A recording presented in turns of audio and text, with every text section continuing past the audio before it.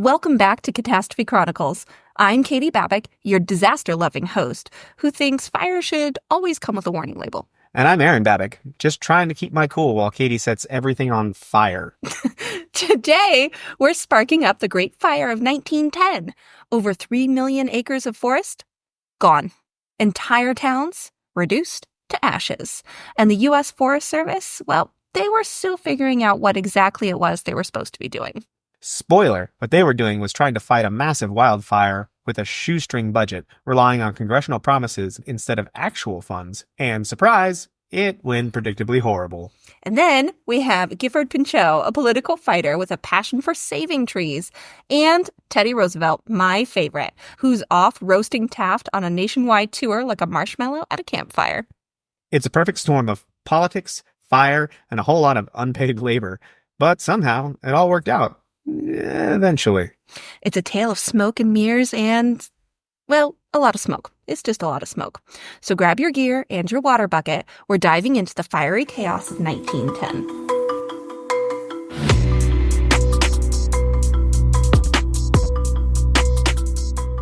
Hello and welcome back. Welcome back, everyone. We are so excited to be here, and I have to giggle every time we read one of the... I love writing those things for the beginning of the episode, and I know they're cheesy. That's the point, so... So much cheese. If you don't like it, I don't care, because it makes me really happy.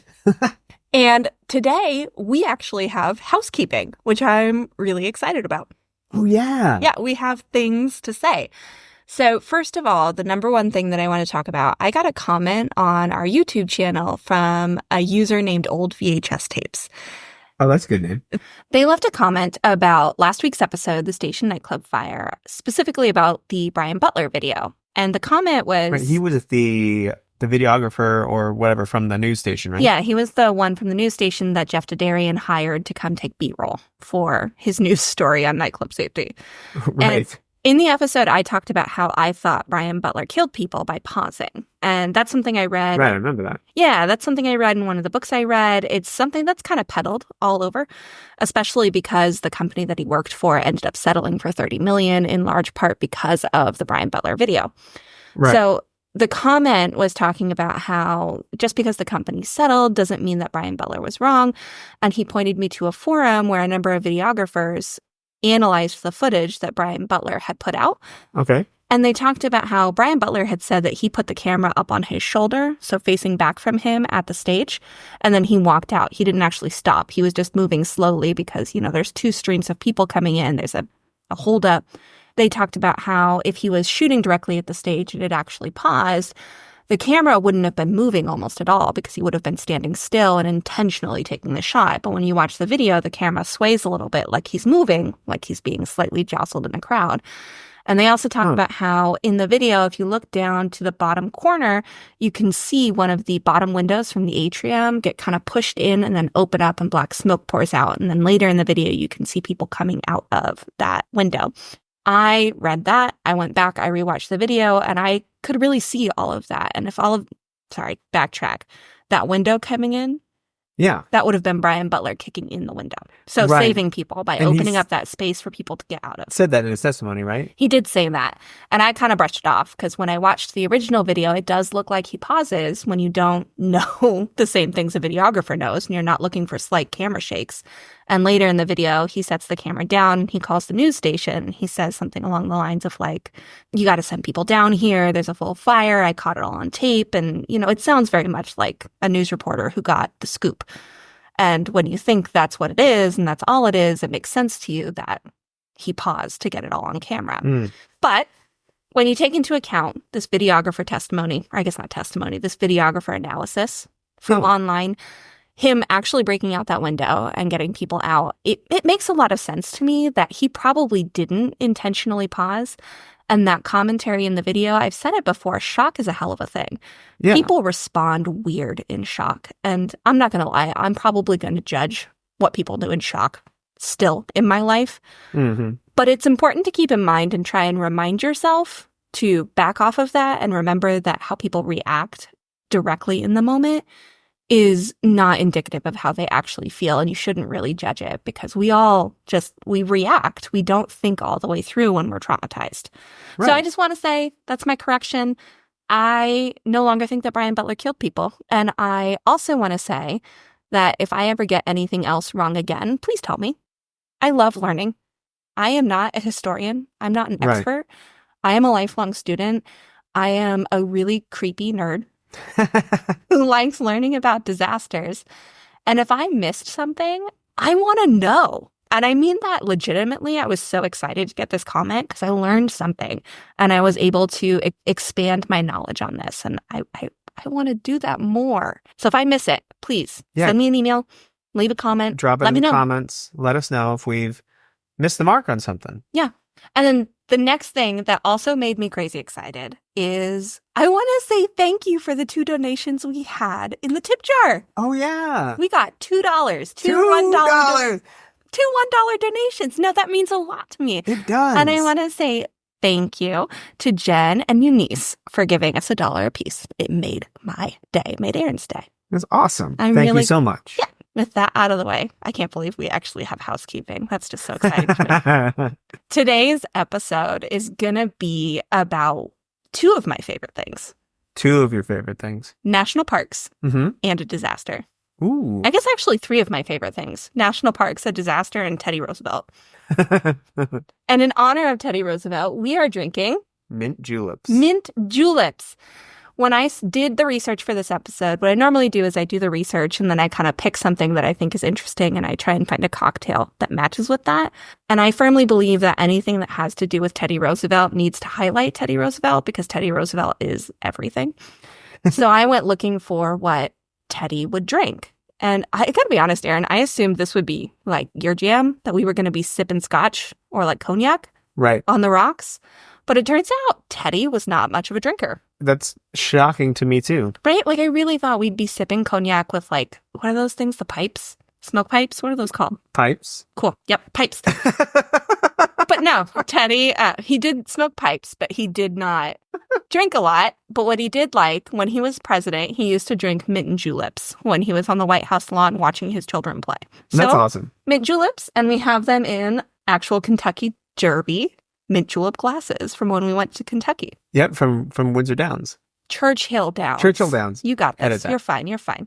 So Churchill Down cups with mint juleps for our dear friend, Teddy. So with that, we have chattered for a while. I think it's time to probably get into it. Let's do this. You got your water buckets ready? I got my mint julep ready. Got your mint julep ready. Our quote this week is from, obviously, Theodore Roosevelt. Excellent. This is from his first annual... I'm sorry. Bully! Bully! That's right. We need to say bully every time this episode. This is from his first annual address to Congress. The forest reserve should be set apart forever for the use and benefit of our people as a whole and not sacrificed to the short-sighted greed of a few. Ooh, like that. Yeah, because if you don't know already, the story of our national forests in many ways is the story of Teddy Roosevelt. We're going to get into more of his conservation stuff this episode. It's not really entirely based around Teddy, but I'm going to include a lot of Teddy. Teddy's awesome. But we're not going to include him getting shot when he gave that speech, except for here, and things like that. We're going to focus on his conservation efforts. To start with, the national forests really kind of started coming into being before Theodore Roosevelt. The first land that was set aside for public use and protected was by Abraham Lincoln in 1864. Really? Yep, he set aside Yosemite. Oh. And we've been to Yosemite. Oh, yeah. That place deserved to be set aside. It is one of the most beautiful places I have ever seen in my life. It is gorgeous. If you haven't absolutely. been, go. Go now. Get off this podcast and get on a plane. After that, Ulysses S. Grant established the first national park. That was in 1872, and it was Yellowstone. Nice. All right. 2 good first picks. Yeah, it was. From there, Teddy really took a lot of the reins. So to give you a picture of Teddy Roosevelt, one of the main things you need to know about this man is when he was governor, he had a wrestling mat installed in the governor's mansion and tried to get the taxpayers to pay for it. He said most governors would have a billiard table or a liquor rack, but he felt the best way to get to know a man was to wrestle them. Can you imagine being someone coming to meet Teddy and he's like, Hey, just come on over here to the wrestling mat and let's have a go. I know I said I wouldn't include a lot of this other stuff, but I had to include that one because it's not one most people know. And that's all you need to know about Teddy right there. He was the kind of man who just wrestled people for fun. Just imagine the other politicians and the horror on their face when they realized what was happening. And when they lost. Oh, of course. Right? He was a Republican, but in many ways he did not follow a lot of what the party believed. He was pretty radical, particularly when it came to conservation. He was pretty unapologetically progressive. He was extraordinarily pro-conservation. He absolutely hated the rich. He was all in for the little guy. Even though he was born rich, he thought the rich were idiots. And he wanted to... Well.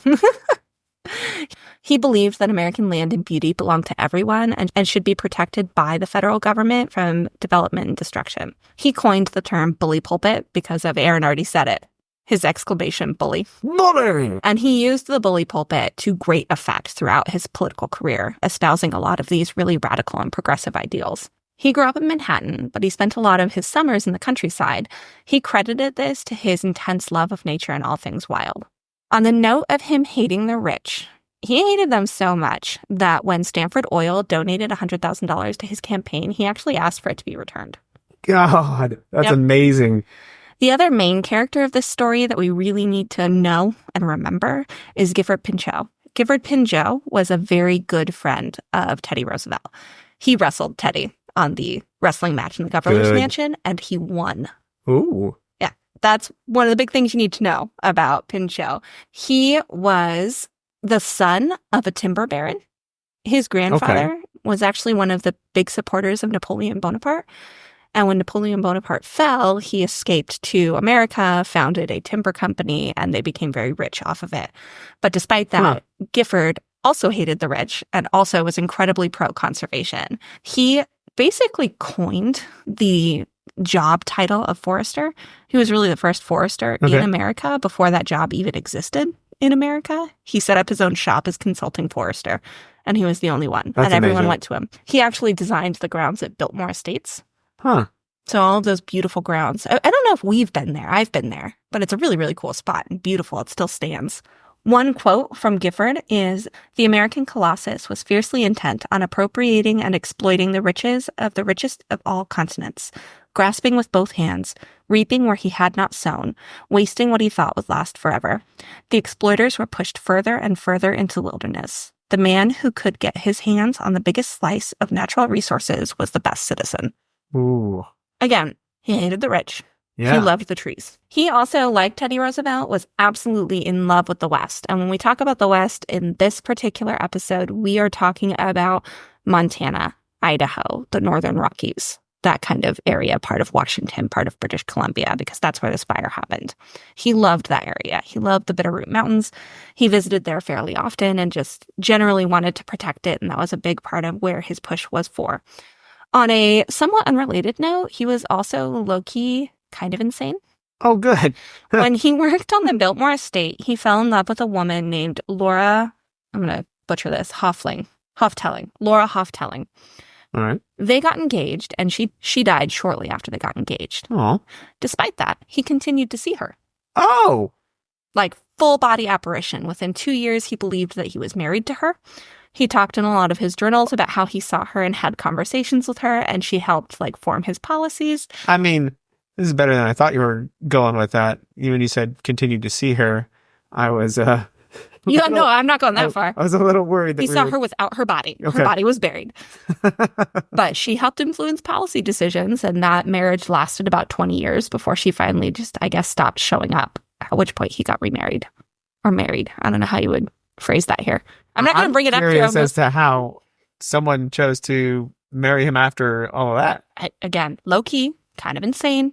It doesn't necessarily tie into a ton of the story. I just feel like it's important for us to note that this man, throughout the course of this story, was married to a ghost. Good.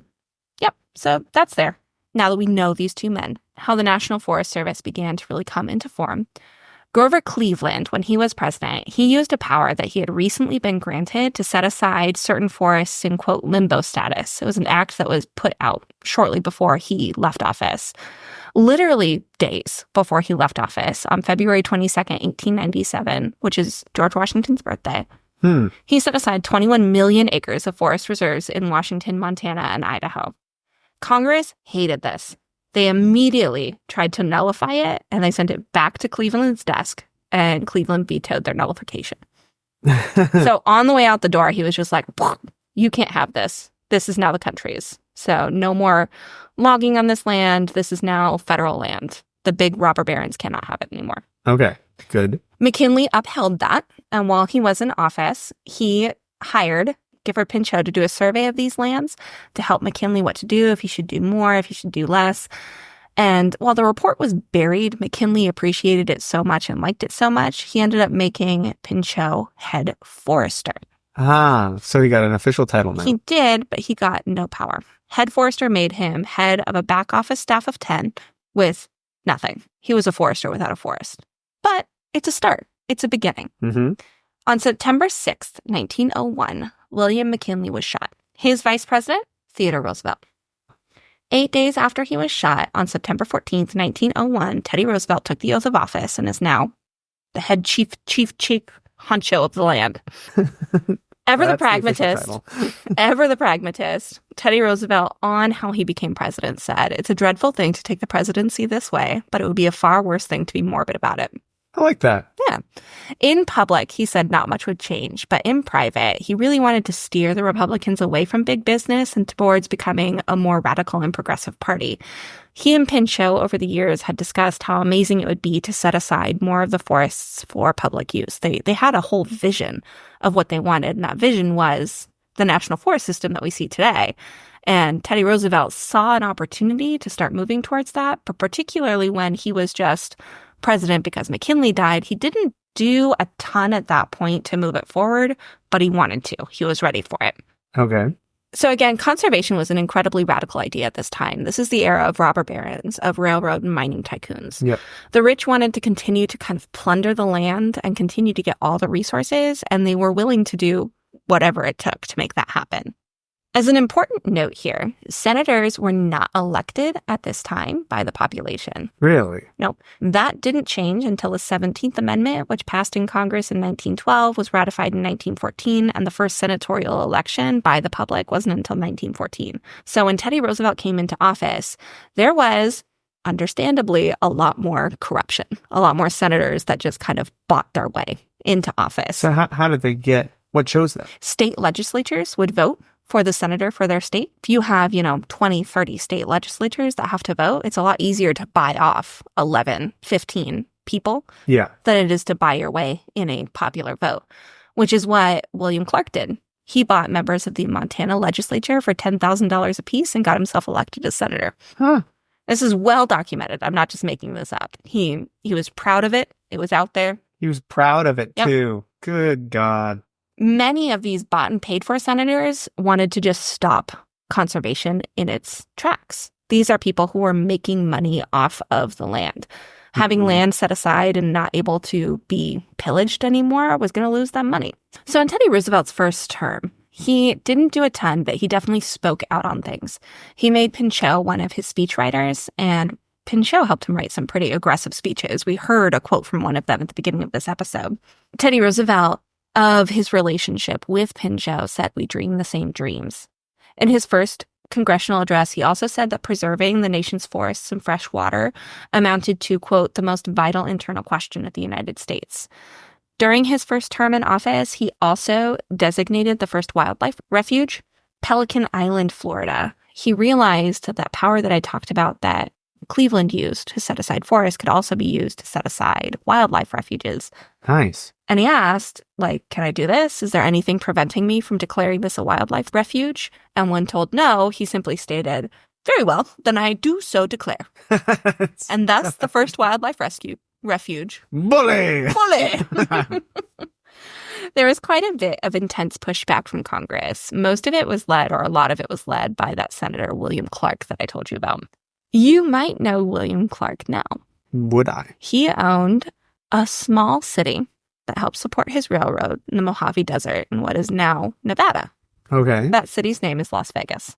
Oh! And if you follow election coverage, and you watch as Nevada tries to figure out its life every 4 years, you'll hear a lot about Clark County, because Clark County is the most populous county in Nevada, and it is named after William Clark. So William Clark was pushing back a lot. He did not want forests to become national forests. He didn't want any of this stuff to happen. And did he have ties with the mob? Because, Vegas is history. I don't know. I don't think so, though. I think the mob came later.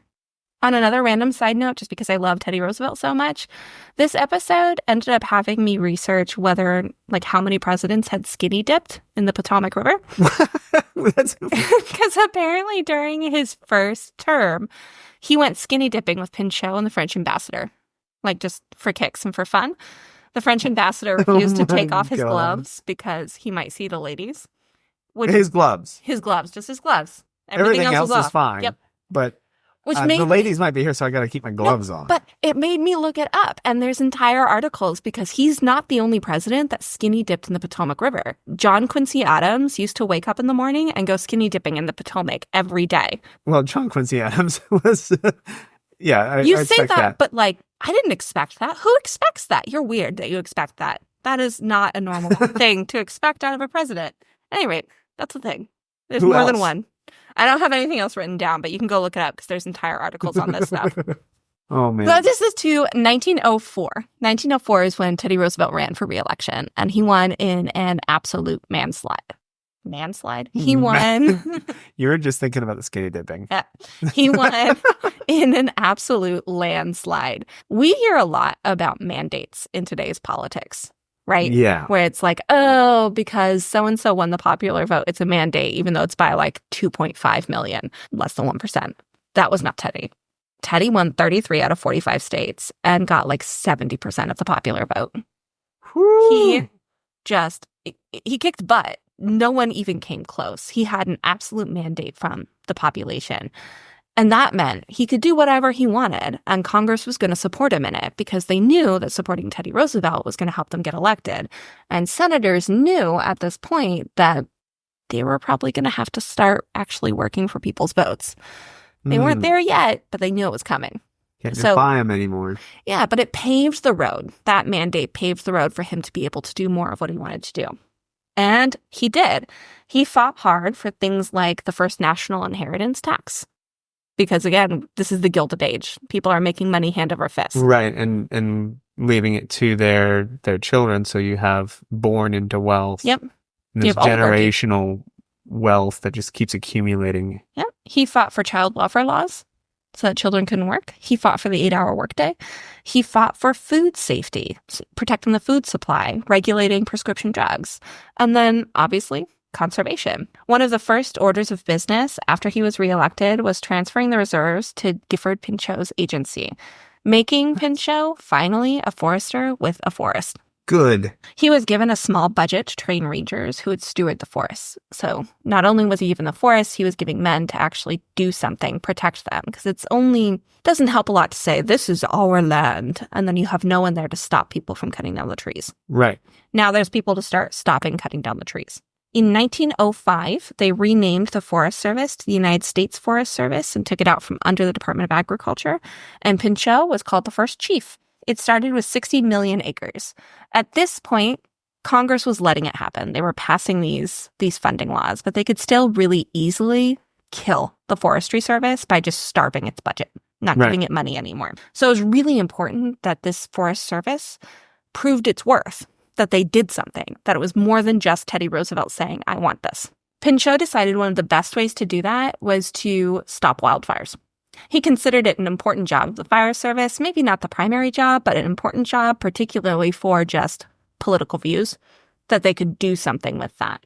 At the time, and honestly even today, there was still a lot of prevailing thoughts that forest fires could be stopped, that it's possible to completely stop fires in forests that are meant to burn. A lot of conservationists now recognize that we can't really conquer nature that way. They're meant to burn. And some of them need to burn. That's what I mean. They need to. This is part of their ecosystem. Trees cannot continue to thrive if their pine cones are not being broken open in the heat. They require it to move forward. But this is the time that the bison were basically gone, the wolves were gone, grizzly bears were almost gone. They believed that they could conquer nature. And the next thing they wanted to conquer, the next thing Pinchot wanted to conquer was fire. Because if he did, his forestry service would probably last forever. So Pinchot handpicked many of his original foresters or rangers. Most of them were Yale grads, but he required them to be both academics and woodsmen. You have to be able to tame the land along with being able to write well to convince senators and congressmen that what you're doing is worthwhile. They did more than just fight fires. They protected the land, they strung telephone wires, built trails, rescued hunters and homesteaders and things like that. They also vigorously prosecuted folks who were not following the rules on public lands, using forester reports. They were not loved by big business. No, they would not be. No. So Teddy Roosevelt was president from 1901 to 1909. He signed legislation establishing 5 new national parks: Crater Lake, Wind Cave, Sully's Hill, Mesa Verde, Platte.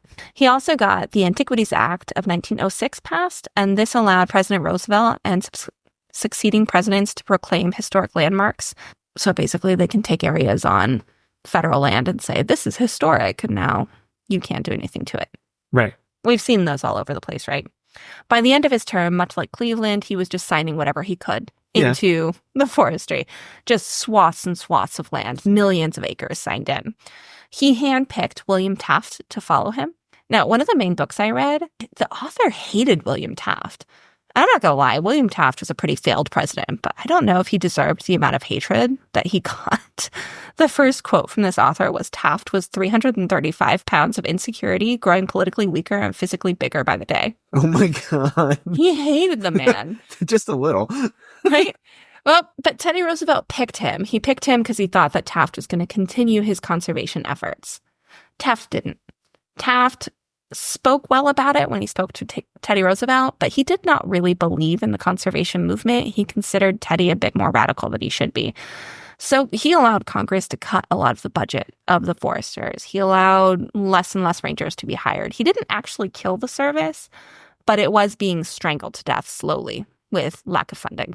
Now, the area that we're going to be talking about with this wildfire was known to all the biggies of the day, and they all had interests in the area. We're talking Harriman, Rockefellers, Morgans, Guggenheimers, all of them had things in this area. They all had interests in that area of the country and were pressuring Congress to continue to cut that funding, and Taft wasn't really doing anything to stop it. I think we can all pretty reasonably predict that Pinchot did not love this. So he started speaking out. He was pissed, and he was putting it out in the papers that Taft was a coward, that Taft was intentionally allowing these budgets to be cut, that this was his fault, and Taft was trying to just kind of avoid the limelight. He didn't really like being president. He didn't really want to be there.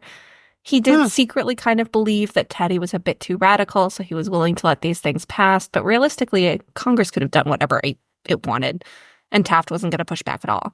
So Pinchot got under his skin. He started speaking out. He was pissed. And eventually he got so loud that Taft fired him. Yep. That wasn't predictable. By the time we get to the disaster that we're going to talk about today, Pinchot's fired. Each ranger is in charge of roughly 300,000 acres on average on their own. Jesus. That's a little bit of ground to cover. A little bit. It was impossible for them to stop any fires. They couldn't even stop logging thieves. They couldn't make sure that the logging companies weren't logging in their areas with any kind of accuracy. There wasn't much they could do. Yeah. And it wasn't their fault. It wasn't because they weren't good. It's because they had been hamstrung by budgetary reasons. Well, yeah. I have trouble pulling weeds in all parts of our yard. Yep. We only have half an acre. Yep. That's a lot more. The summer of 1910 was the driest summer on record for this area of the country. Again, we are talking about Idaho, Montana, Eastern Washington, parts of British Columbia, the Northern Rockies area. The official cause of the big burn is going to be eventually attributed to this drought. And the drought definitely was a major factor. But it's important to note that in this area, we also had railroad tracks crisscrossing all the way through, and there were sparks coming off of those that were lighting this dry forest on fire. Good. We had loggers using dynamite and different tools to get to and miners using those tools to get to their various things. We had homesteaders setting fires. There was a lot of human activity that helped these woods go boom. By July, rangers were already completely worn out. At this point, they had already had a couple of months of fire. They were pursuing flames, again, in July, as much as 14 hours a day, every single day. Oh my God.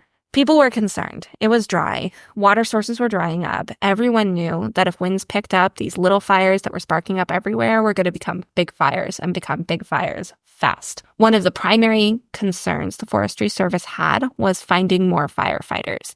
They were authorized by Congress to hire civilian firefighters. So again, at this time, there's no such thing as a well-trained firefighter for the most part, but there's civilians who are willing to volunteer. Right. And they were authorized to hire civilian firefighters, and they did. They hired as many as they could. They were told that Congress would pay them back after the fires were done. Remember that. They were told that they would be paid back. So, okay, I'm going to hold my question on that one then. Finding citizens to work the fires, though, was pretty impossible. No one really liked the Rangers. All of these senators that were bought and paid for were putting out newspaper stories, basically saying the Rangers were useless. They were stopping progress. They couldn't really do anything.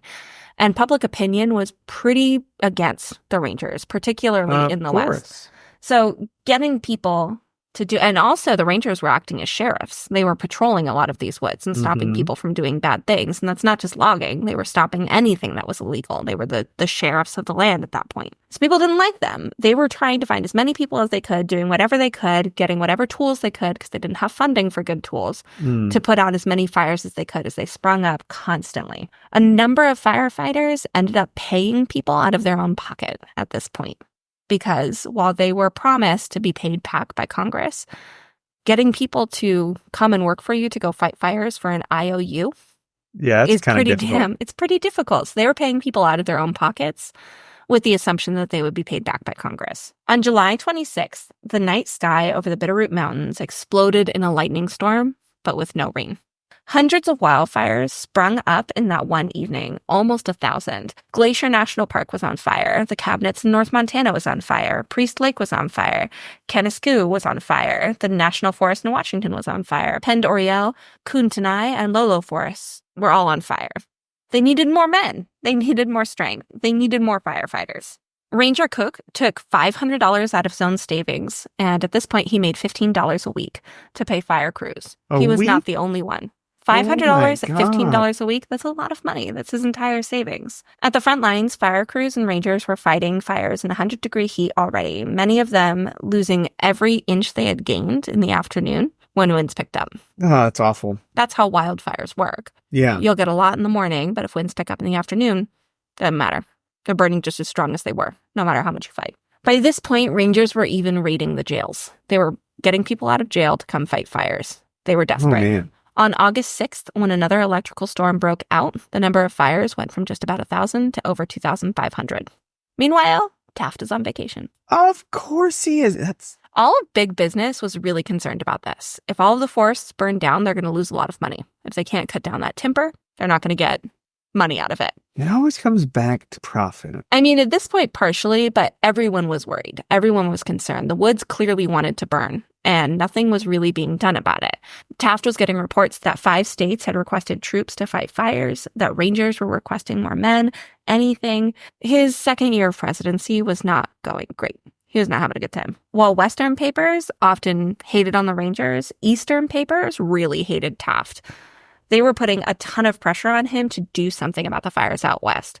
So he finally did. On August 7th, he sent out 2,500 troops from the 25th Infantry. Seems like that might be a drop in the bucket.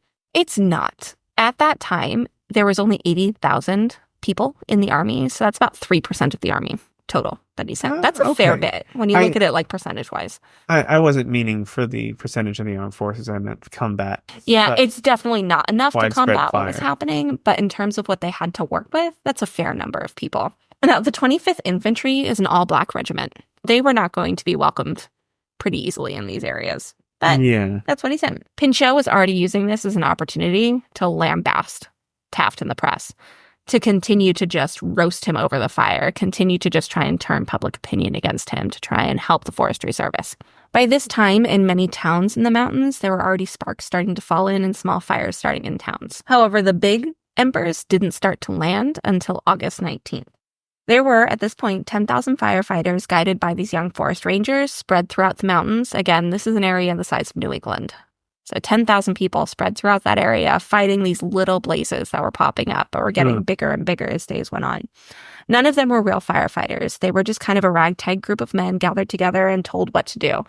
Firefighting as a science wasn't really well established at this point. The Rangers were just kind of making it up as they went along. They were doing the best they could, and it's not like they didn't know anything, but they also didn't know a ton. Right, because there hadn't been studies on it. They hadn't figured out what worked and what didn't.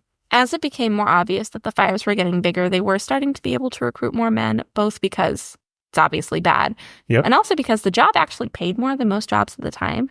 It paid 25 cents an hour, which was more than most places.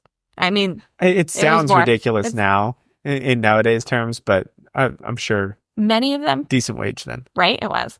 Many of them at this point were short of energy, though, because they'd been fighting fires for over a month straight. It takes us to the morning of August 20th. And that morning started out about the same as every other one. But by the afternoon, a wind called a paloozer started to blow out of the upper mountains. Paloozer. This name comes from Saapton Indians. It was named after the rising and falling of hills in their area of Palouse, because this wind rises and falls and goes kind of crazy all over the place. It stirred to life about midday and swept through the Northern Rockies and the fires. When the wind took to the hot floors of the forest, all of those little fires that had been simmering suddenly exploded.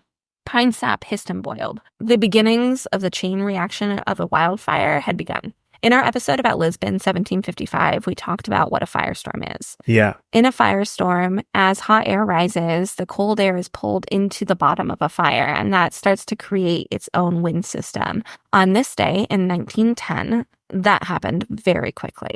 As the wind blew through and the hot ashes, embers, and fires were pushed up into the air, more cold air was pulled into the bottom, and that started a wind, and that started a firestorm, except this was not over one city. This was over 3 million acres of forest. Jesus Christ. Over an area the size of Connecticut for the main portion of the fire, but in totality, the size of New England itself.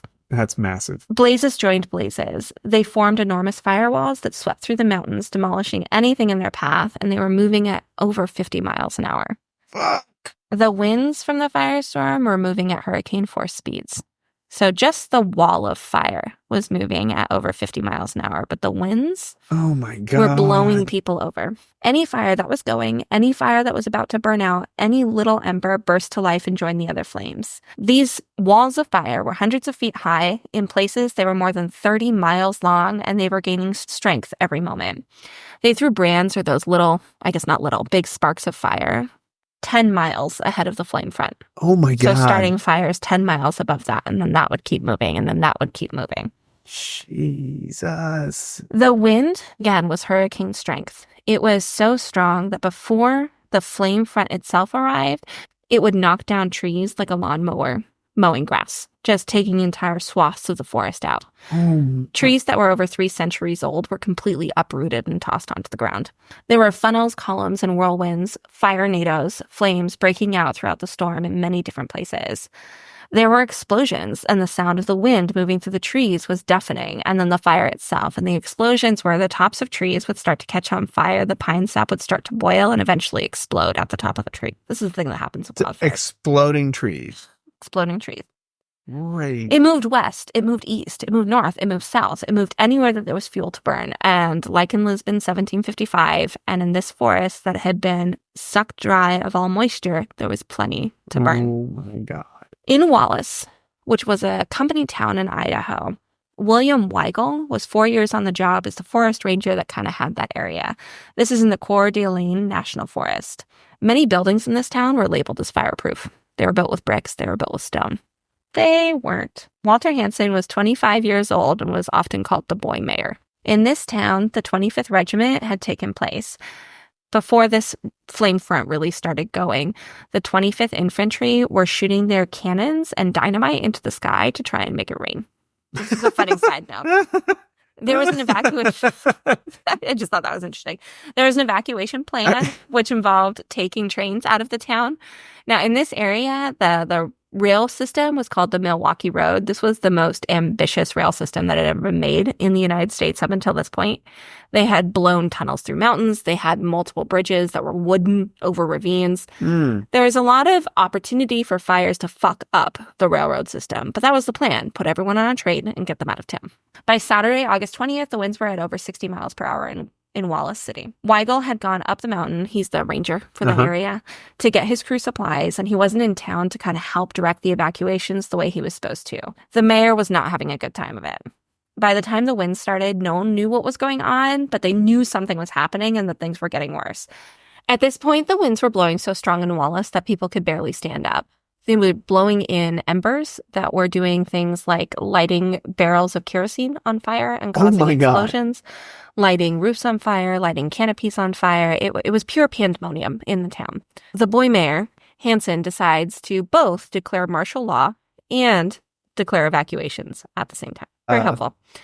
The evacuations were to be women and children only on the train. And the women and children would be taken out of harm's way, and the men would stay behind to help defend the town. A lot of the men of the town didn't follow the rules. I can imagine. The 25th Infantry at this point really showed their worth. They did as good of a job as they could in that level of pandemonium, getting men off of the train. One of the stories I read was one man he picked up a pregnant woman and shoved her off the train. At which point, he was pulled off the train and beaten to a pulp. Fucking right. Yep.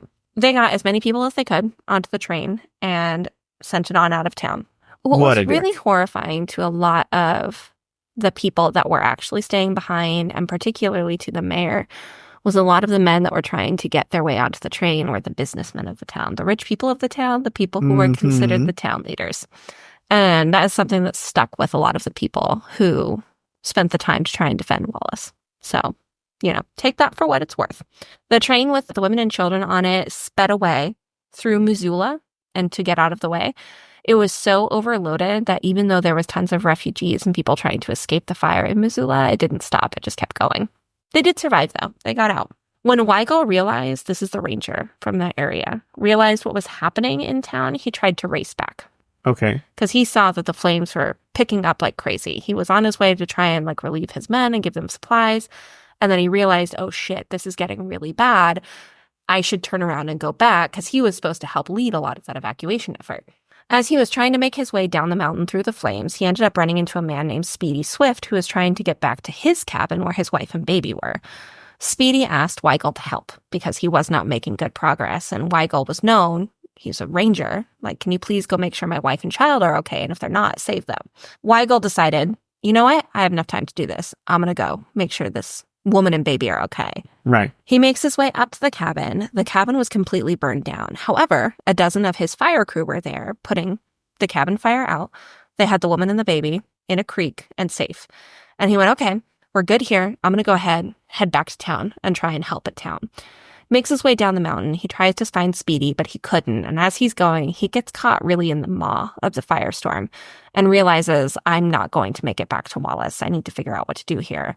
He decides that he's going to go to this small mining tunnel that's near where he was and try and wait out the fire in there. He gets to the mining tunnel and realizes very quickly that the flames are sucking out all the air from this mining tunnel.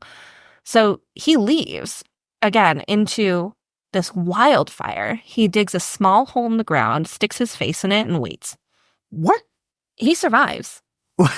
His back, the back of his neck, the back of his head were all pretty brutally burned, but he was able to breathe in that small pocket of air that he dug. And he survived. The fire went over him and left, and he made it.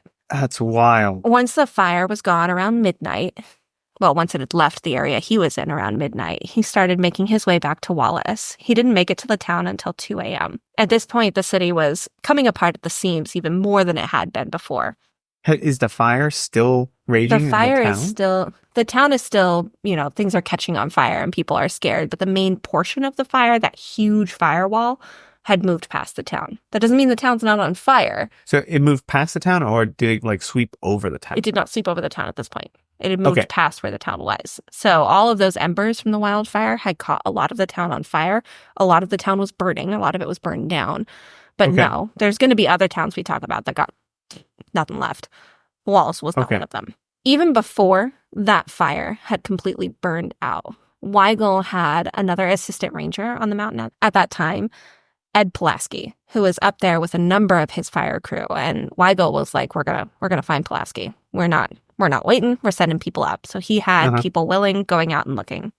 Ed Pulaski, he was also returning to his crew with a number of supplies and whatnot when the fire really picked up. Because again, it picked up fast. That wind started and it went from 0 to 100 real fast. Oof. He pulled multiple people from his crews together. They had all kind of scattered throughout the mountain. And he was on his horse, bringing supplies. He left the supplies behind and just started gathering as many people as he could from his crews. He managed to gather about 50 men and made the plan to dash for Wallace. We're going to run down the mountain. We're going to get back to Wallace. Okay. We're going to protect Wallace and do what we can. His men were pretty mutinous. A number of them kept trying to leave this group. And Ed Pulaski, like many rangers, carried a pistol on his belt. So he threatened them. He told them, if you leave, I'm going to shoot you. You can go, get burned down by fire, or you can come with me and be safe.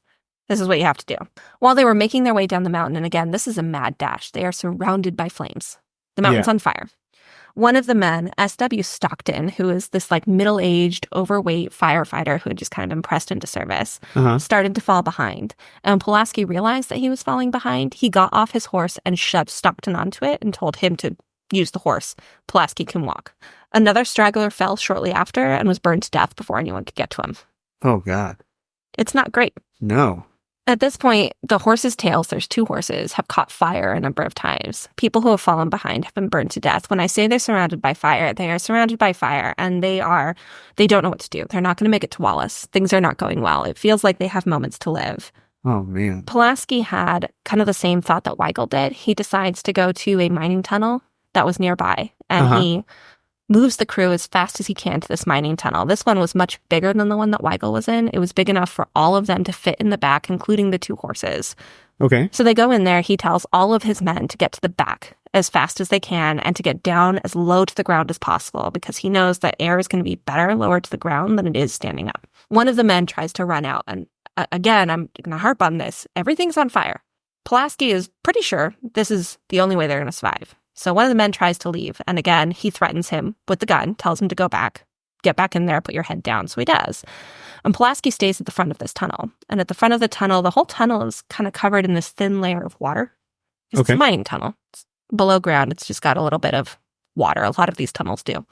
He starts dipping his clothing in the water to put out the fire that's going on outside of the hole to try and prevent that sucking of air from coming out. He starts using his hat to scoop up what little water he could to put out the fire. He's fighting the fire the best he can at the entrance of the hole while everyone else is in the back. He's trying to save them as best he can. He starts getting burned. His hands start burning first. And then eventually his whole face catches on fire.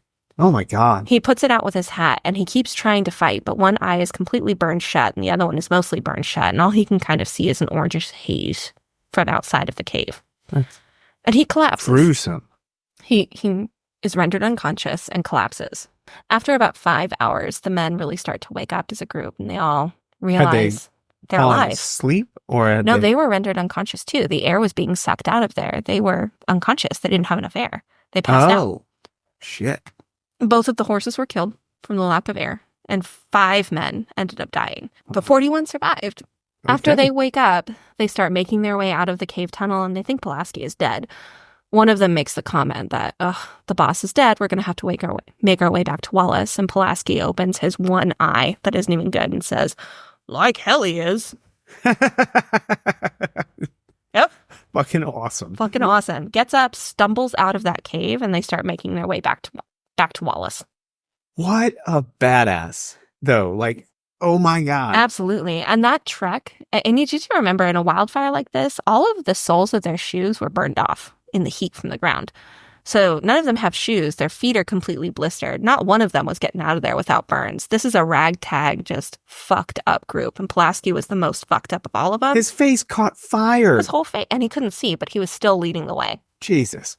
Another crew Don't make them like they used to. Nope. Another crew of about 50 were on another ridge across from where Pulaski and Weigel were stranded.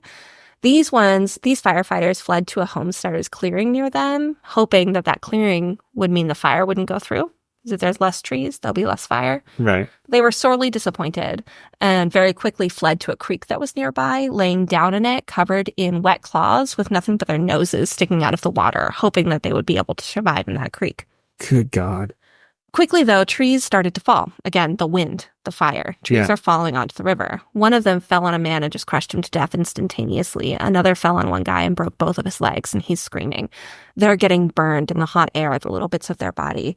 This homesteader had like a half-dug cellar right on the land.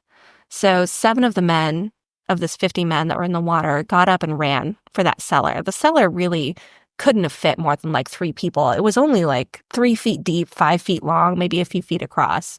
But all 7 of them shoved themselves in there. And relatively shortly after they did, a burning tree fell over the entrance and cooked them alive. Jeez. Everyone who was left in the creek heard their screams and decided, I'm going to stay in the creek. Damn, Katie. Ranger Lee Hollingstead was near that creek and that cellar area. He was 22 years old. He had some friends that were Native Americans, and he had learned from them that one of the ways Native Americans escaped fires was they would go to an area that had already burned. They would do their best to get through the fire to pre-burned areas because a fire never comes to the same place twice. So he took his crew through the fire into a pre-burned area that had already been kind of wiped out. And while they suffered quite a bit in burns, they all survived. It's got to be not quite what I'm picturing of this swirling vortex of superheated air, 100-mile-an-hour winds. And they ran through it and made it to a burned area and were able to survive that way. They were burned to shit. It was not good for them. They were very injured, but they didn't die. Damn. Another crew of 19 found a cabin, this tiny cabin that was owned by a man named Dittman. All 19 of them crammed into this cabin. However, unfortunately, the fire followed them. A flaming tree fell on the roof, set the roof on fire, collapsed the building. All but one died. How did the one survive? I don't know. He just ran out, I guess. He managed to make it out. This is another case of like the cellar. They were all crammed in pretty tightly. I mean, this is also similar to the station nightclub fire. They're all crammed in. Whoever was closest to the door had the best shot. So presumably he was close to the door, made it out, survived. Then we have Ranger Ralph Debbitt. Ralph Debbitt had also left his crew to go to the town of Avery for supplies. He arrived to town when the fire was really starting to get going, and he was able to hear on the telegram how bad it was. So he had a better understanding of what the Rangers were talking about, that this wasn't just his mountain. This was everywhere. Everywhere. He immediately sent a messenger up the mountain to where his crew was to tell them to get the hell back to town. Don't wait for me. Come back now. The messenger went up. He found 70 men in a complete panic. They were already arguing about whether or not they should go back or whether or not they should stay. Patrick Grogan was the cook for this particular group of firefighters, and he gave this really, impassioned speech about how no matter what they were going to do, it was suicide, but if they stayed up on the mountain, at least they had a chance to do some good. 28 men heard Grogan's pleas and decided to stay and fight. The rest made their way back to Avery. The men that were fleeing for Avery, the fire caught up to them. They got a lot of burns. The shoes of their soles were burned off again, etc. But all of them made it back to Avery alive. The 28 that stayed behind with Grogan were overcome by the fire. Grogan and his dog were ultimately crushed by a tree that landed on them. The dog, so they died. And the dog, too. I'm sorry. This next one, her and Pulaski are my 2 favorites. The next one is Pinky Adair. Now, Pinky Adair is like the consummate Wild West badass lady. She was called Pinky because she just had a shock of red hair and freckles. So everyone called her Pinky. Okay. She had her own homestead that she had built herself in the mountains. I love her already. She was the only child in her family, and her dad raised her as like the son she never had. So Pinky knew how to shoot. Pinky knew how to ride. Pinky knew how to do everything. Pinky was the shit. Ass. Pinky was the shit. So while Pinky is over here minding her own business in her homestead, Ranger Ashley Roche found her and asked if she wanted to make some money and basically begged her to come and be a cook for him and 14 firefighters that he had. Pinky questioned him, but ultimately decided that this was a worthwhile thing. She could see which way the winds were blowing, so to speak. This is before the fire had really kicked up like crazy when she agreed. So she goes with him, and when she arrives, she realizes that it was a crew of 14 firefighters, but also 60 criminals that have been pressed into firefighting duties. So a total of 74 men, not 14. Oh, So she was straight up lied to. She was straight up lied to. Pinky was not thrilled. And to show that she was not to be fucked with, Pinky almost immediately set up a demonstration of her shooting skills, set up a bunch of cans to show what a good marksman she was. She was never messed with by anyone in the crew. Don't touch me. Don't touch me. Pinky was the cook. And I've been saying, these fires lasted for a really long time. And their supplies started to run out over time. And they ended up down to nothing but potatoes. And this comes in a little bit later in the episode. I want to tell you more about it later. But just so you know, Pinky had to cook a lot of potatoes. Pinky was really, really fucking done with potatoes. She was really, really done and over it. Damn potatoes. When the fire came, Ranger Roach directed everyone to a creek, like the other ones that we've talked about, to cover themselves with wet blankets with just their noses out of the water. Pinky tried. She went with them. She laid down, but she realized pretty quickly that she was not capable of just laying there and dying or waiting to die. So she got up and ran. She ran 28 miles from where they were through this firestorm to the town of Avery. Damn. 28 miles in less than a day. Pinky is a badass. Go, girl. So when she got to town, she got there as the last train was starting to leave, barely just in time. She made her way to the conductor and asked him, is there any more space on the train? Can you make some space for me? And he took one look at her and was like, well, I don't got any space on the train, but I can do you one. You can go climb on the top of the caboose and ride there. So Pinky went to the fucking caboose, climbed on top, grabbed onto a handhold, and just held on to the caboose as it went raging through fires. Pinky lives. Oh my God. Pinky is amazing. Pinky is my favorite. We should all be more like Pinky. So let's talk about Avery. Okay. We already mentioned Ralph Devitt. He was the one who arrived in Avery and sent a messenger up to his crew. Yeah. He was in charge of the evacuation and all the efforts in Avery, the same way that Weigel was in Wallace. Okay. Except, unlike Weigel, Devitt was not great. He kind of panicked. He was the one who heard over the telegram how bad the fires were. Yeah. And it's pretty obvious that this man just didn't know what to do. There was a lot of like, do this, wait, no, do that, wait, no, do this. And relatively quickly, he decided he was going to hop on a train to go see what was going on with the fires and just left for a little bit. Yeah, I'm going to go see what's going on with the fires. Right.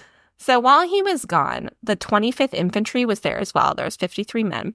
They put the town under martial law. Devitt ended up sending a messenger back to town telling them to evacuate all the women and children. The 25th Infantry was, again, super badass here. As soon as they got that message, they went around to every house, everyone they could find. They gathered up all the women and children in less than an hour and got them on the train. Damn. All right. They kicked ass. Efficiency. Unlike in Wallace, no men made it onto that train. Good. Both because less were trying to get on and also because the 25th in that town was able to... There was a lot... It wasn't burning as bad as Wallace was in their, defense. But still, no one did. So all of the men are now arguing, the men who are left, what they should do. Should they get on the train that's left and try and get out of town? Should they try and defend the town? Should they try and go hide from the fire? Because at this point, riding a train through the fire, it might work, but it might not. It's not a guarantee. Right. It's definitely the best option for our most vulnerable, but it wasn't a guarantee. So they decided to go down to the St. Joe River. They laid down there and then realized relatively quickly that this was a bad plan. The way the geography in that area was, if any of the trees fell down, that river was going to be dammed and it was going to become too deep. So it would have been a danger for them to be drowning in with all the fires going on. On top of that, the trees were all right there. Getting trees falling on them doesn't seem like a great way to die. So they go back to town. They get on the train and they flee. Didn't go well. There was a lot of rumors that There's a lot that's not going well here, Katie. No, nothing's going well here. There was rumors that the tunnels that were nearby were collapsed and the bridges were gone. So their plan was to try and make it to like this little field that had been burned a couple of years before and hope that they could wait it out there. They made it through one wall of flames, and then found themselves stuck between an even bigger wall of flames. They couldn't continue going forward. In the time that it took them to stop and realize they couldn't go through the second wall, the first wall they had gone from got bigger, and they weren't going to be able to reverse their way through that. Lieutenant Lewis was one of the 25th that was on there. He said, quote, "The scenes of the fires, the dense stifling smoke, the intense blinding heat, and the roaring and crackling of flames was indescribable. The flames seemed to be a mile high. The heat was so bad that it burned paint off the cars and blistered the varnish. Inside, the men felt like they were being broiled. The train Ugh. kept trying, going back and forth, trying to get a breakthrough, trying to get off of things. They had to keep getting out and taking things off of the tracks, falling down trees, debris, things like that. They didn't know it, but the other train that had left Avery with the women and children faced similar difficulties, but they were able to ultimately make it to a tunnel and waited out there. This train, however, they kept doing this until eventually they made it to a spot that was about 2 miles from town when the winds started to die down on the evening of the 20th. When the winds died down, they were able to get out, get back to town, and just kind of regroup to figure out what they were going to do. So they tried to escape town, but ended up going back to town. They did. They decided to prepare to make a last stand at Avery. As the day came on, so this is now the morning of the 21st, the wind started up again, and so did the fire. They decided to build a backfire. Now, if you don't know what a backfire is when you pre-burn an area. So you burn something so there's no more fuel left for a wildfire. Yeah, a fire break. It's a fire break. Okay. At this time, it was called backburning. So they wanted to do backburning all around Avery. And they did. They were able to backburn quite a bit all around. And thankfully, that worked. By the time the big flames made their way back to Avery, they made it looking really big. They hooked up with the backburned flames, and they looked like they were rising, and then the wind died down. And they were saved just by luck of timing. They worked hard, too, don't get me wrong. Sure. They did a lot, but they were saved by timing. Now, the town of Taft was inside the Lolo National Forest. This town was pretty much universally considered the most nasty town in the area. There was one prostitute for every 3 men. Nothing was built well. Damn. It was a drunk company town. It was not a great place. You didn't want to be there. When it caught flame, and it did, it burned down within seconds. I told you there was going to be a town that went, whoosh. Taft went, it was within seconds. The entire place was gone. However, not a soul died. Not one. Rangers in the area, before the fire had made it to the town, threatened to burn the entire town down to get the residents to evacuate. They told him, you can leave with us or we're going to burn your town down right now. And everyone left with them. Leave to save yourself from the fire, or we're going to start a fire and burn your town down. Yep. So they left. Okay. They went to the town of Saltese, where Ranger Hahn was in charge. In Saltese, initially all of the men refused to fight as well. They actually kind of mutinied against Ranger Hahn. Okay. Against Ranger Hahn. And they commandeered a train and tried to drive it out of the fire. Just, whoosh, we're going to take the train, we're going to leave. But they realized that they weren't going to be able to get past all of the down trees and ended up taking the train back to Saltese and agreeing we're going to go ahead and fight. They came back hanging their heads. Oh, I'm sorry. In Saltese, they also used backburning to kind of save the town, and they were able to save the town with backburning and just watering down buildings. There was only one mortality in Saltese. Now, this guy, when they were evacuating Taft, there's a couple people who got burned, but there was one in particular who got burned pretty badly. And in Saltese, they ended up treating his burns with oil, which is what they do, wrapped him in gauze. And when the train came back, they put him in one of the train cars that was empty to kind of rest and recuperate until they were able to get him to a hospital. He was one of the town drunks, of which there were many in Taft. His buddy, who was also a town drunk, came to visit him and check on him. And this train car was dark, so his buddy lit a match. No. And accidentally dropped it and put his friend on fire. Because he was covered in oil. And that was the only Fuck. That was the only fatality in Saltese. He escapes the fucking flames. He's treated for his burns, and his drunk ass friend lights him on fire. I'm sorry. An accident. You're welcome. You're welcome. That's some cartoon shit right there. God bless it. It's so funny. Okay. I have to tell more because we're already at like almost an hour and a half. Another really funny one. I shouldn't say funny. Another one I found really amusing. The town of Grand Forks. Because we're terrible people. We are. The town of Grand Forks had actually burned down once in 1910 already. Grand Forks. No, not the same one. No. This one no longer exists. Okay. So Grand Forks had already burned down once in 1910, and they had rebuilt it, I'm assuming not very well, because they had rebuilt the entire town by August 20th, 1910. It burned down again. You're welcome. I thought that was funny. So even before the fires burned out, Weigel had sent men up to find Pulaski, the one who was making his way back down to town. Right, and had his face lit on fire. Yep. He was having an incredibly hard time finding volunteers. Folks were exhausted. The woods were still pretty much aflame in many places. However, people who did volunteer were the women of the town. They went out as far as they could, looking for whoever they could in the woods, and they found Pulaski and his men and brought them into town and got them as much help as they could. Nice. Yeah, go ladies. Taft is still on vacation. Fucking still? There's 500 firefighters missing. Scores of people are dead. 3 states are on fire. Enough timber to build a city the size of Chicago has been knocked down or burned. And half a dozen towns are still in the fire sites. He's still on vacation. Taft is still on vacation. Still on vacation. Can't be bothered. Good God, what an ass. In good news, on the 21st, the winds did start to die down in the afternoon, and then a rainstorm started that evening. Thank God. The rainstorm lasted all the way until September 1st. The smokes from this fire could be seen across the country pretty much. They were seeing it in Chicago. The entire country was horrified. I'm as soon as imagining the they news had started coming out. ash raining down just about everywhere. They did. It was all over the place. People knew what was going on even before the newspapers the next day came out. It was obvious. 3 days after the fire, 300 men were still missing, including one ranger, Joe Helm, who we haven't mentioned yet, but I love him. Joe Helm and his crew of 70 had been deep in the mountains, making their way home when the big burn broke out. Helm had left 18 men behind. They had, gone deep into the mountains to put out these little fires. He took the majority of his crew back to town and left 18 behind to make sure if any other little sparks popped up, they could put them out. Yeah, fire watch. Yep. So he's on his way back with the majority of men when the big burn happens. He gets his men back to town, and he doesn't wait, he goes back into the mountains for those 18. All right. Because Halm is awesome. Halm made it back to all 18, and when he found them, they were kind of in chaos.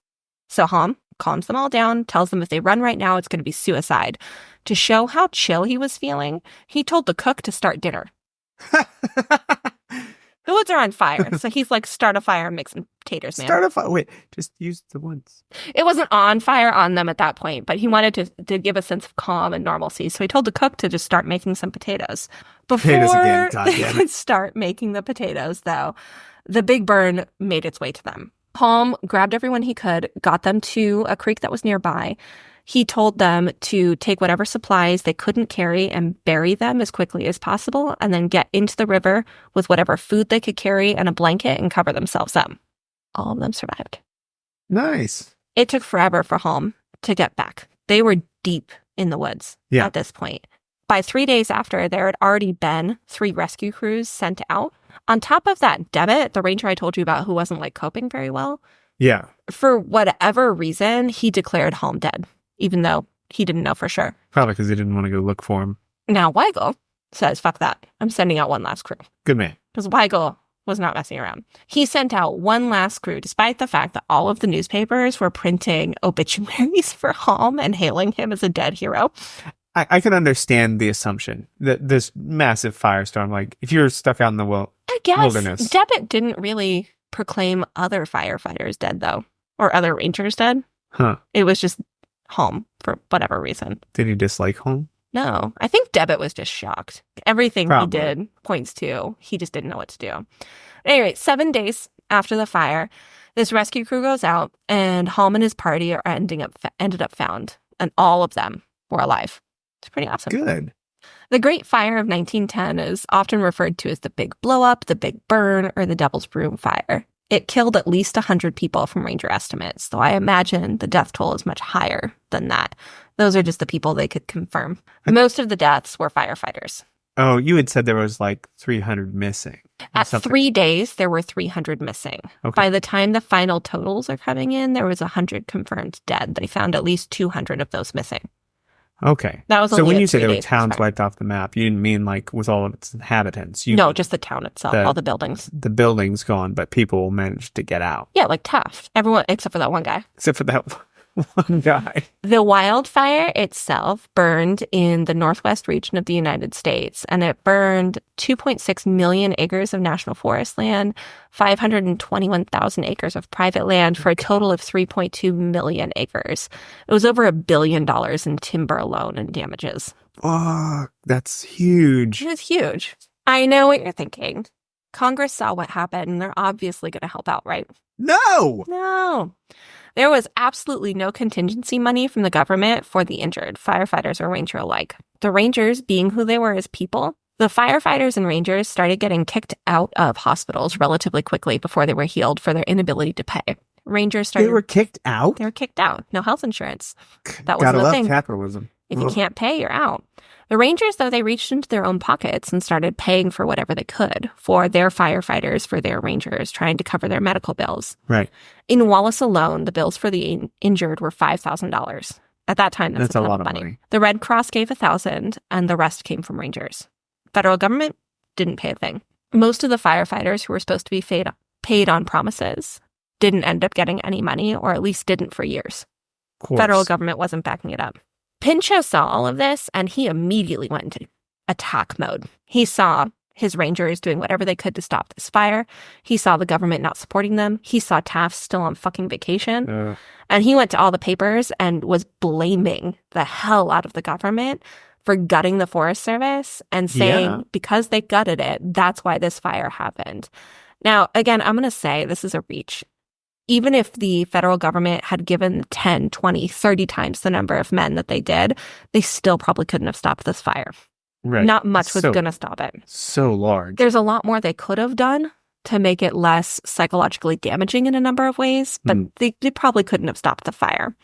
However, Pinchot used this as a way to just craft a narrative to show, look, these people... They saved so much of the national forest. They saved so many lives. Yeah. Look at how heroic they were. Imagine what the Rangers could do if we funded them. If they had the proper equipment and funding in numbers. Yep. And this is very much where the idea that forest fires are preventable started. Remember Smokey the Bear? Only you can prevent forest fires. This is kind of the beginning of that. Now, it's not true. You can certainly stop forest fires by not setting off fireworks, but forest fires are going to happen. They just are. Yeah. At this point, Roosevelt was back in town. Okay. And he was starting a nationwide tour. He was basically on tour to support conservation, but he very quickly turned to just attacking Taft and attacking the federal government, saying, what the hell? Fix this. This is not okay. And taking what Pinchot was already saying and amplifying it. Public opinion really shifted. People were really starting to check out what was going on, be pissed about the government not supporting conservation, be pissed about how they weren't supporting the Rangers. And it was the beginning of a big change in opinion. And it leads to big changes in the development of our national forests and where they stand today. Opposition tried to take the opposite tact, blaming the Forest Service for the fires, saying like, oh, they could have done better, but they didn't. Their arguments ultimately fell on deaf ears when Taft started espousing them, because everybody hated Taft. So as soon as Taft... he stayed on fucking vacation. Well, even beyond that, everybody hated Taft at that point. So anything that Taft was for, everyone was against. That's just how it was. Riding high on that public approval, Pinchot immediately started lobbying Congress to authorize the buying of private land in the East for the purpose of creating more national parks. Okay. He did it. He managed to get Congress to pass that, to agree to it. And most of the parks that we now have in the eastern part of the United States, places like the Smoky Mountains, places like the national parks in New York, places in Ohio, were from this Weeks Act of 1911. It was purchased in large part because public opinion had swayed so much due to the 1910 fires. So if you ever go to the Great Smoky Mountains, just know that people like Ed Pulaski and whatnot, they're the reason why you can go there now. Over 20 million acres were acquired on this one act alone. 10 months after the fire, as part of the Weeks Act, Congress doubled the Forest Service funding. That does not mean they paid for the injuries. Because they didn't. That does not mean that they paid the firefighters. They were just now able to hire more rangers. And now the forests are more protected than they were before. And now that you feel a little good, I'm going to bring you right back down. Ed Pulaski spent a long time in the hospital. And while he was there, he spent a lot of his own money paying bills for other injured firefighters. Eventually, he had to leave before he was fully healed because he didn't have enough money to pay for his own medical bills. While he suffered in that hospital and after he left, the newspapers were printing article after article about his heroism. He was really one of the biggest names that came out of this story in a number of different ways. He was everywhere. Everyone saw his face. Everyone knew his story. There was a surgery that was recommended to him that likely would have restored sight to that one eye that hadn't burned all the way, but he couldn't afford it. Rangers put out the hat to try and gather enough money to pay for it, and they couldn't. He never ultimately ended up being able to afford that surgery. He went back to work, pretty much immediately upon coming home. He had a wife and a child. He was their sole source of income. He had And he just sick spent all his leave. money on. And sick leave was not something that was available to assistant forest rangers like Ed Pulaski. So if he didn't work, his family starved. He was denied disability because he went back to work immediately. If he could work, he must not be disabled. Doesn't matter that this man's burned head would kill him. Ed Pulaski, So angry. Despite this, he loved his firefighters. He loved the land. He felt very strongly that the firefighters and rangers that had fallen deserved a good memorial and deserved a good resting place. So in Wallace, there was one area where most of the firefighters and rangers who died there were buried. Ed Pulaski single-handedly tended to those graves and over time took money out of his own pocket to put as many stones and just memorials as he could, while simultaneously writing to Congress as often as he could, begging them to allocate some money to put actual headstones for these people or pay for some kind of monument for them. Damn. 11 years after the fire in 1921, Congress finally appropriated $500 to the Coeur d'Alene National Forest to mark graves in Wallace. The other thing Ed Pulaski felt really strongly about was that all of the bodies of firefighters that had been buried in the mountains should be brought to one place so that they could rest together. During the cleanup, they buried a lot of these people just where they found them. Right. They didn't bring them to a graveyard. Ed Pulaski wanted them all to come home. And this is another thing he lobbied Congress for quite a bit. It did end up happening 2 years after Ed Pulaski died. He died in 1931, and they brought all the bodies to a final resting place in 1933. In the latter years of his life, Ed Pulaski was incredibly bitter. Wonder why. He felt abandoned by the government, which... He kind of was. Yeah. He found a lot of solace in his blacksmith shop. It was one of the few areas that he could really work at the level he could before without his sight. And while he was there, he ended up developing a tool that many people know today. It's a tool called the Pulaski. One side of it is an axe, and the other side of it is a hoe. So you can chop wood and you can dig. It's a tool that you would be hard-pressed to find a firefighter or forest ranger who doesn't know what it is.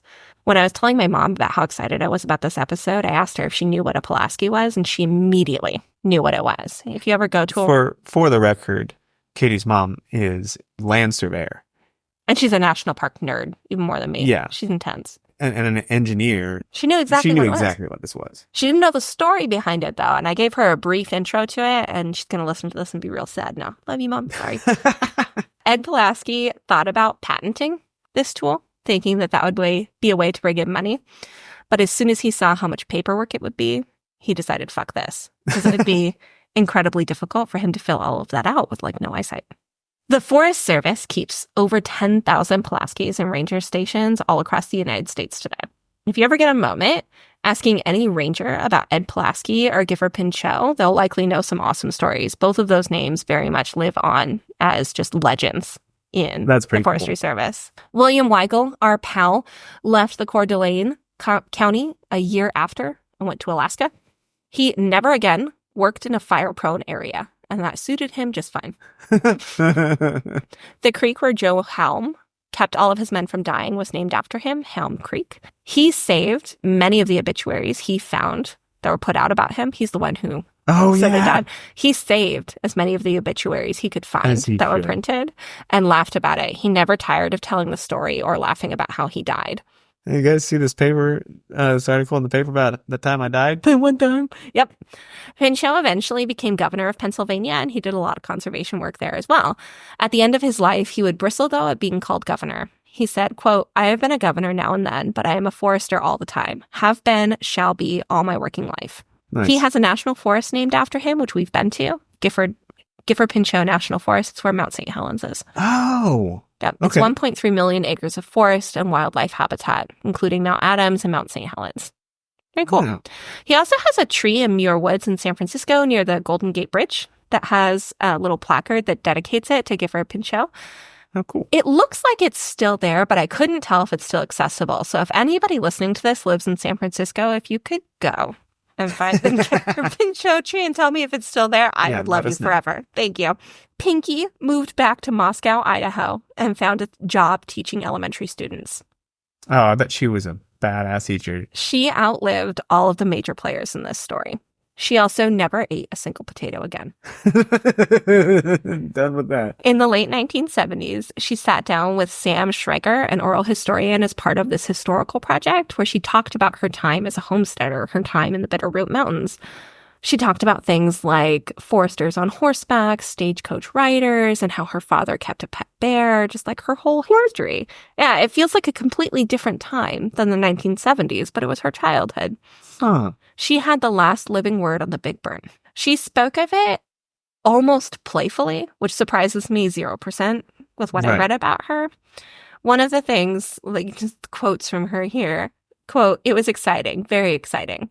You didn't know when you got up in the morning whether the wind was bringing fire your way or taking it some other way. It was very exciting." I love her. Pinky died at home not long after that interview on November 26, 1977 at 94 years old. Wow. Amazing. What a life. What a life. On August 25th, 1916, in large part thanks to the change in public opinion, President Woodrow Wilson signed in the act creating the National Park Service, a new federal bureau in the Department of the Interior responsible for protecting the 35 established national parks and monuments, and for those yet to be established. Today, more than 20,000 National Park Service employees care for America's 400-plus national parks and work with communities across the nation to help preserve local history and create close-to-home recreational projects. I love the national parks. The National Park Service is my absolute favorite. I love them so much. But now that I made you happy, I'm going to end you on kind of a sad note, because I guess that's what I've been doing lately. Bring it on. On August 20th, 2005, there was a ceremony to honor Ed Pulaski and to name the trail where he led his men to that mining tunnel after him. Okay. There was an honor guard of rangers in green uniforms carrying Pulaski, marching up Placer Creek less than a mile from Wallace, Idaho. Meaning carrying the tool? Yeah, carrying the tool. Okay. They all had their own little Pulaskis, their own little axe and hoe. Pretty touching, especially for a man who died feeling completely abandoned by the government, to have the government stage this honor for him. He was eulogized in really mythic terms. They dedicated the trail to him. It was pretty cool. However, they talked about the agency's, quote, defining purpose. And according to them in these speeches, the defining purpose was nothing but the fight against wildfire. They said nothing about Teddy Roosevelt's great crusade to keep forests in public's hands, to keep them open and free to the public. They said the 1910 fires gave the new agency a defining purpose to demonstrate that destructive wildfire could be controlled and prevented. That's not what it started. Their purpose was. This service was overseen by Mark Ray at the time, under George Bush.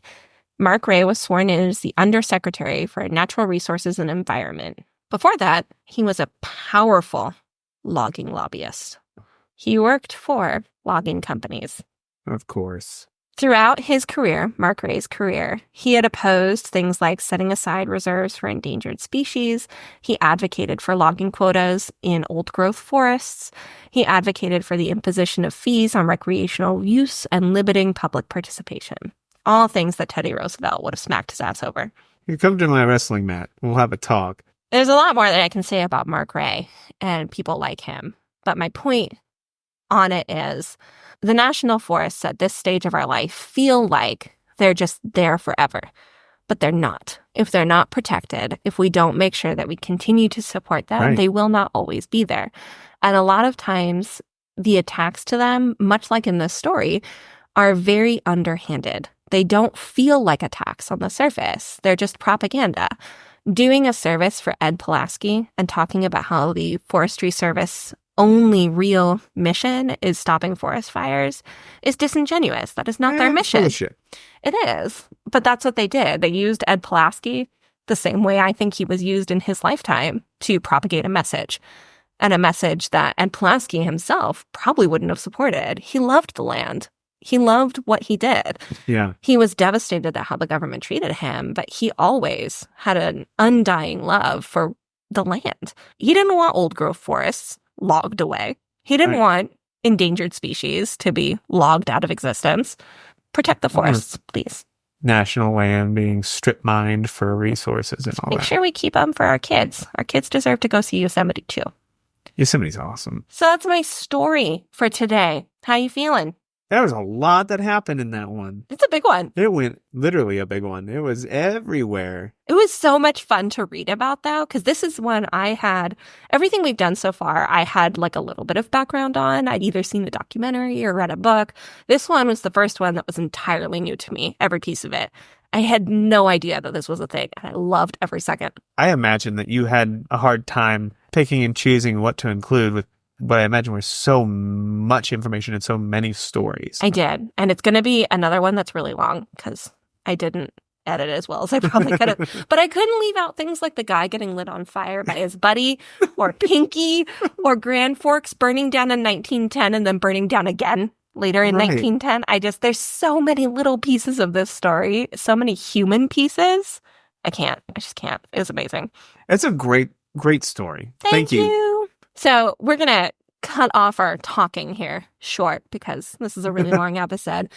Remind you all, we have all the social media. We have X, not Twitter. I'm going to apparently keep fucking that up. We have X. We have Facebook. We have TikTok. We have Instagram, Blue Sky, Threads. We're everywhere. Please leave us a comment, send us a message, let us know what you're thinking. We have our email, catastrophechroniclespod@gmail.com. Send us a message. If you would like to support the pod financially, we do have the tip jar that is linked in the show notes and on most of the social medias. We don't want you to feel obligated, but if you want to, we would appreciate help paying our podcasting hosting and maybe eventually upgrading our equipment to make it a little easier to make these. And with that, and the website. We have a website, www.catastrophe-chronicles.com. And on the website, under the pod blog, I put a little summary of the episodes and all the sources that I used in case you want to dig deeper. If you're like me and kind of creepy, I want to read stuff. So yeah, that's it. Thank you guys. Stay safe, everyone. And stay curious.